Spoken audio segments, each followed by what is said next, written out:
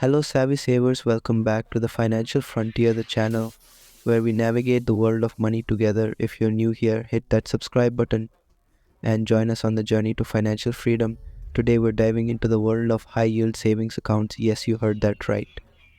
Accounts that can help your money grow faster than you garden weeds. With interest rates soaring, there's never been a better time to park your cash where it can do some heavy lifting. We've scoured the financial landscape to bring you the top 5 high yield savings accounts of June 2020.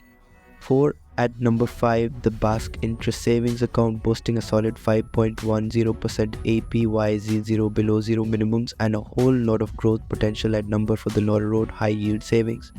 With an impressive 5.15% ATY, it's like giving your money a personal trainer, and this one means business taking the bronze medal. The Tapping High Yield Savings with a 5.27% ABY in second place, the Ivy Baby Bank High Yield Savings Account with 5.30% ABY, and now the top spot goes to the Real Direct High Yield Savings Account, also with the 5.30% ABY. It's the criminal acram of high yield accounts, and it's waiting to take your savings to new heights. These accounts come with online tools, mobile apps, and security features that make managing your money a breeze.